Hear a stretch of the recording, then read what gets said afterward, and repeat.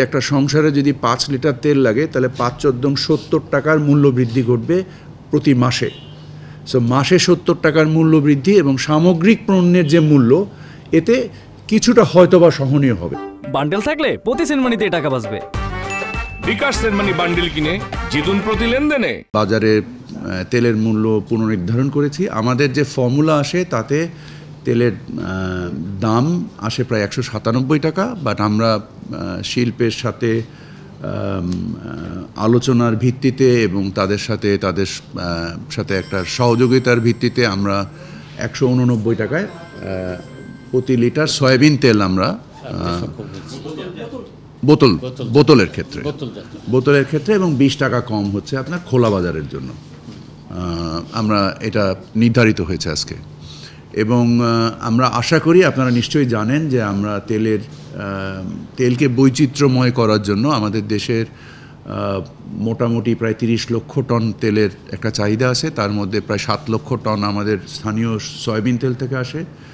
আমরা নতুন করে অ্যাবাউট ৬ লক্ষ টন যে রাইস ব্র্যান অয়েল আছে এটাকে আমরা বাজারে আনতে সক্ষম হয়েছি এবং আমরা প্রতিযোগিতার সক্ষমতা বৃদ্ধি করার জন্য ক্ষেত্রে আমাদের সেনা কল্যাণ সংস্থার যে অয়েল মিলটা আছে তাকেও আমরা কার্যকরী করার জন্য টিসিবির সাহায্যে আমরা তাদেরকে কার্যক্ষম করার প্রচেষ্টা করছি। তাদের ৩ লক্ষ টনের উৎপাদন সক্ষমতা নিয়ে তারা মাত্র ২০,০০০ টন উৎপাদন করত। তাদের তেল তারা যেন পূর্ণ মাত্রায় উৎপাদন করতে পারে। এছাড়া আরও দুটো তেল কোম্পানি যেমন গ্লোব অয়েল কোম্পানি তারাও প্রোডাকশনে বাজারে এসছে এবং চিটাগংয়ের আরেকটা বৃহৎ কোম্পানি নতুন করে আবার বাজারে এসছে।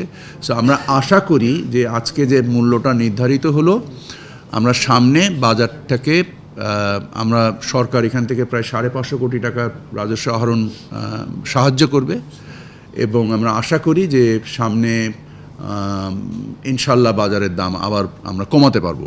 আমরা যদি বাস্তবতাকে মেনে নিয়ে আগাই তাহলে আমরা সামনে প্রতিযোগিতার কারণে মূল্য আশা করি ইনশাল্লাহ আমরা এই মূল্য কমাতে পারবো।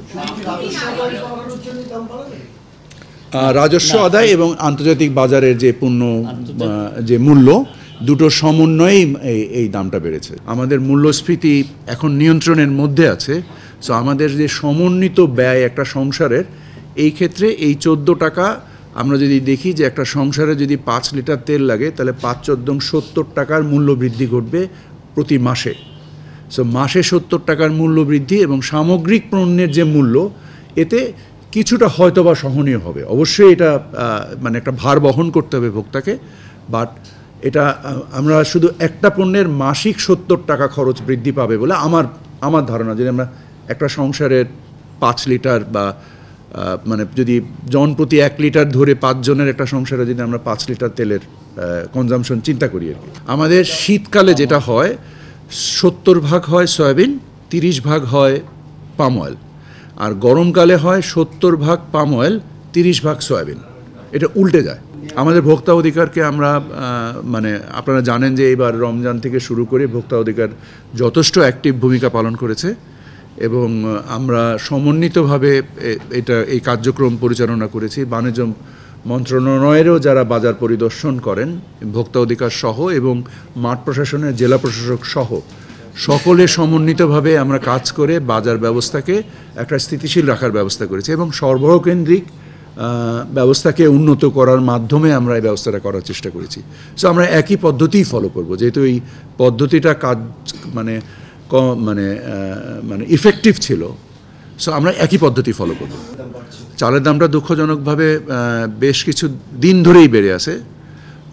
আমাদের বোরো আর সপ্তাহ দুয়েকের মধ্যে আসবে বাজারে এবং আমাদের যে মূলত চিকন চাল এই চালটা বোরো থেকেই আসে, সেটা আপনারা নাজিশাইল বলেন বা মিনিকেট বলেন, এটা এই মৌসুমের চাল থেকেই এই চালটা আসে।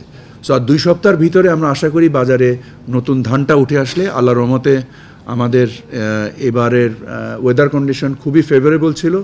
সো আমাদের বিদ্যুতের ব্যবস্থা এবং আমাদের যার বিনিময়ে আমাদের ইরিগেশনস এবং আমাদের সারের যে সঞ্চালন এই সামগ্রিক কর্মকাণ্ডের বিনিময়ে আমরা মনে করছি যে আমাদের আল্লাহর রহমতে আমাদের ফসলেও ধানেও একটা বরকত আসবে এবং আমি আশা করি যে নতুন ধান উঠে আসলে বাজার আরও সহনীয় হয়ে যাবে। অবশ্যই আমরা সমস্ত পণ্যের ক্ষেত্রেই তীক্ষ্ণ দৃষ্টি রাখি এবং এই দৃষ্টি রেখে যে ব্যবস্থাপনা করা যেতে পারে সর্বব্যবস্থা বাড়ানোর জন্য আপনারা জানেন কখনো কখনো আমরা শুল্ক অব্যাহতি দান করি, আমরা আমদানিকে সহায়ক করি, সো দ্যাট জন্য মানে ভোক্তা পর্যায়ে মূল্য সহনীয় পর্যায়ে থাকে। সো যেসব পণ্যর ক্ষেত্রে আমরা মনে করি যে এই ধরনের সর্বব্যবস্থা উন্নতি করা দরকার, সেটা রাজস্ব ব্যবস্থা নিয়ে হোক বা অন্য কোনো ব্যবস্থা নিয়ে হোক, আমরা সকল ব্যবস্থা একসাথে একত্রিত কাজ করি।